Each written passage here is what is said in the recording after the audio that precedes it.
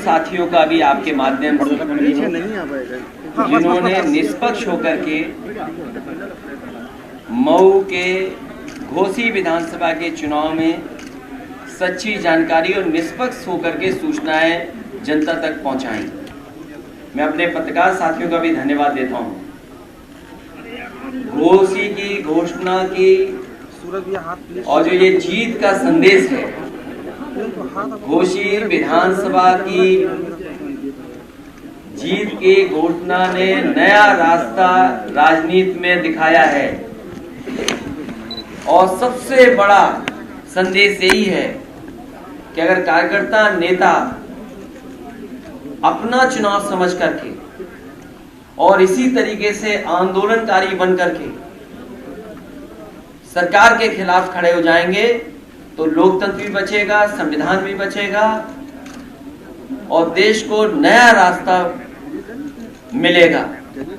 मुझे उम्मीद है कि जिस तरीके से घोसी विधानसभा की जनता ने मतदान किया है और देश को संदेश दिया है, आने वाले समय में ऐसे ही परिणाम होंगे जब किसान, बुनकर भाई और पीडीए मिलकर के सहयोग करेगा, मदद करेगा, तो परिणाम लोकसभा के 2024 के भी नए होंगे।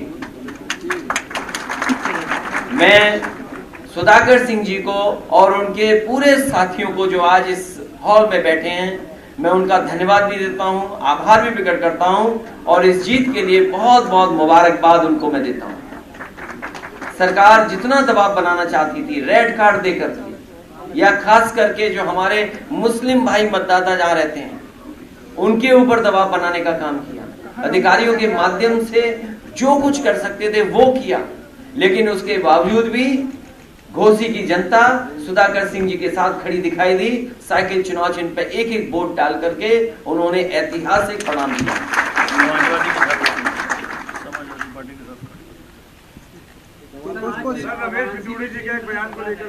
देखिए, लोग केवल चेहरे से नहीं पहचाने जाते हैं, अपनी जुबान से भी पहचाने जाते हैं। और बीजेपी के कोई ये पहले नेता नहीं है। बीजेपी के अगर आप पुराना आर्काइव से चीजें निकालोगे तो बहुत सारे ऐसे नेता निकलेंगे, मिलेंगे, जिनकी इससे भी खराब भाषा है।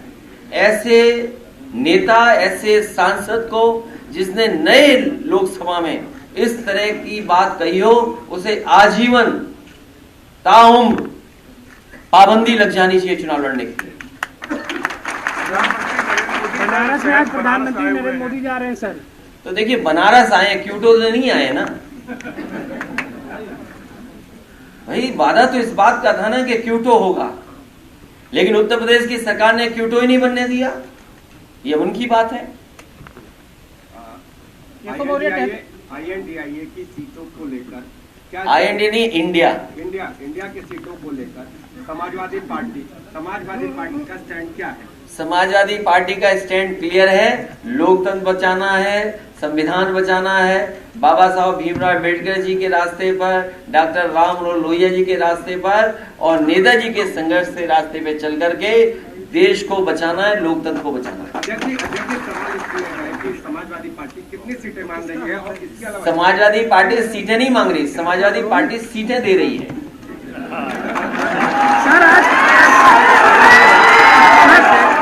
सर एक देश एक चुनाव को लेकर आज बैठक हो रही है सर। देखिए, एक देश एक चुनाव को लेकर आज दिल्ली में बैठक हो रही है। अरे एक देश एक चुनाव, आप और हम यही उत्तर प्रदेश में काम करते हैं। अगर उत्तर प्रदेश में विधानसभा का भी चुनाव हो जाए 1 साल बाद या 6 महीने बाद, तो हम समाजवादियों से और उत्तर प्रदेश की जनता से ज्यादा खुश कौन होगा? अध्यक्ष जी सवाल इसलिए हो रहा है कि कांग्रेस भी सीटें मांग रही है। तो मांगना तो अच्छी बात है, तो हम और आप तय थोड़ी करेंगे। हमें और कांग्रेस या जो भी दल है उनको मिलकर के तय करना है। जब मैंने आपसे कहा कि समाजवादी पार्टी के और समाजवादी लोगों का इतिहास उठा लीजिए, समाजवादियों ने लोगों को जोड़ने का काम किया है और बढ़ चढ़ करके भी अगर साथ लाने के लिए कुछ हमें त्याग भी करना पड़ा होगा तो त्याग भी किया है। लेकिन इस बार लड़ाई बड़ी है, 2024 की लोकतंत्र और संविधान बचाने की लड़ाई है। इसलिए हमारी पार्टी सबको साथ लेने के लिए तैयार है। कल जिस तरह से उनका बयान आया था, बहुजन समाज पार्टी की तरफ से वो स्टैंड नहीं लिया गया जैसे उनको लेना चाहिए था। किसका? दानिश अली को। दानिश अली समाजवादी पार्टी के भी तो हैं। किस गलतफहमी में आप रिजल्ट नहीं पता वो कब का है रिजल्ट? एक सवाल और है, मध्य प्रदेश और राजस्थान में चुनाव होंगे, क्या वहाँ समाजवादी पार्टी चुनाव लड़ेगी? समाजवादी पार्टी अपने संगठन के साथ बातचीत कर रही है। संगठन के लोग लगातार सुझाव दे रहे हैं। जहां पार्टी का संगठन है और पार्टी जो गठबंधन बना है बड़ा देश का, बातचीत कर करके ही आगे बढ़ेंगे। केशव मौर्य का कहना है कि एक घोषी जीत कर बहुत फूलने की जरूरत नहीं है, 2024 में पता चल जाएगा समाजवादी पार्टी को। ये कौन है भाई? केशव मौर्य जी ने बयान दिया था मीडिया पे। देखिए, एक लोहा लोहे को काटता है। बीजेपी की रणनीति जान लो, समझ लो क्या है। इसलिए बीजेपी पे सोचिए, उसी के बारे में तय करिए। यहाँ पर हार हुई है मुख्यमंत्री जी की। आप गलतफहमी मत रहिएगा। आप ऐड के हिसाब से सवाल मत पूछिए। ऐड ज्यादा हो जाएगा तो उसी से आगे सवाल पूछेंगे आपसे। ये हार हुई है मुख्यमंत्री और सरकार की, इसलिए उनको सरकार को स्वीकार करना चाहिए कि हार उनकी हुई है। सर, अमेठी में संजय गांधी अस्पताल का लाइसेंस रद्द कर दिया गया। वरुण गांधी उप मुख्यमंत्री को पत्र लिखे। अच्छा, जो अस्पताल चल भी रहे वहाँ इलाज मिल रहा है क्या? आप लोहिया में चले जाइए, क्या इलाज मिल रहा है? पीजीआई में कल मैं होकर के आया हूँ, क्या दुर्दशा है सोचिए आप। आज गरीब को इलाज नहीं मिल पा रहा है। और ये सरकार बताए कि 10 साल में गरीब के लिए अगर कोई जिला अस्पताल बनाया हो तो बता दो। जो समाजवादियों ने एम्बुलेंस भी चलाई थी उसको भी बर्बाद कर दिया उन्होंने।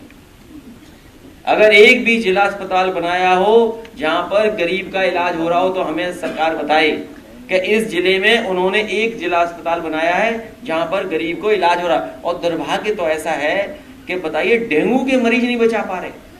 ये सरकार मामूली बुखार से जो पीड़ित गरीब है उसको इलाज नहीं दिला पा रहे।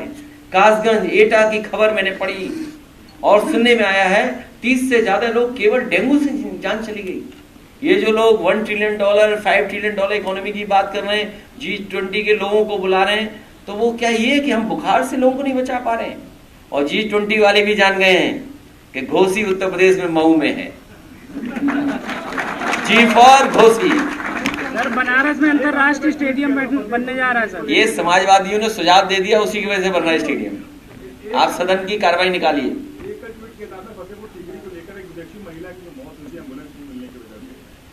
देखिए, दुर्भाग्य है देश का। जब हम दुनिया के देशों को देखते हैं, दुनिया के देश कहाँ पहुंच गए हैं, वहां की सड़कें, इलाज, अस्पताल या शिक्षा या क्या स्तर है। कोई विदेश का टूरिस्ट आ रहा है आपके देश में, आप G20 के आयोजन में इतना पैसा खर्च करवाएं। G20 जितनी जगह हुए हैं, सोचिए कितना पैसा खर्च हुआ होगा। और फ्रांस के अगर कोई टूरिस्ट आए और उसका पति अपनी पत्नी के बीमार होने पर एम्बुलेंस के लिए मांग करे, और आप G20 कर रहे हैं यहाँ पर। आप दुनिया के दूसरे देशों को दिखाना चाहते हो कि हम इतना ताकतवर देश बन गए और एक मामूली एम्बुलेंस नहीं दे पा रहे आप एक टूरिस्ट के इलाज के लिए। इससे ज्यादा खराब बात क्या हो सकती है? इससे खराब संदेश क्या जा सकता है? केवल खबर भारत में नहीं छपी होगी, ये फ्रांस में भी छपी होगी कि एक टूरिस्ट आया और उसको भारत सरकार न केवल दवा दे पाई, एम्बुलेंस बुलाते रहे, एम्बुलेंस नहीं पहुंची और उसकी वजह से जान चली गई। सोचिए, गड्ढा मुक्त अभियान चल रहा है, आरएसएस की बैठक चल रही थी भाजपा के साथ, मुख्यमंत्री का वो इसलिए गड्ढा है, उसी में बैठक चली जाए। महिला आरक्षण बिल पूर्ण बहुमत से पास हो गया है राज्यसभा में। अब वो पत्रकार सवाल ही एक ही लाइन में 2 सवाल पूछ रहा है भाई। गड्ढा और आरएसएस, हमने को उसी में चले जाओ। और घोसी वालों ने भेज ही दिया। मंत्री जा रहे थे बैठक में, गाड़ी फंस गई थी उनकी गड्ढे में। तो ऐसा तो हो गई, तो समझ लो संदेश क्या है कि वो बैठक भी गड्ढे में। समाजवादी पार्टी साफ है, पिछड़ों को और मुस्लिम अल्पसंख्यक उन समाज के लोगों की भी भागीदारी हो।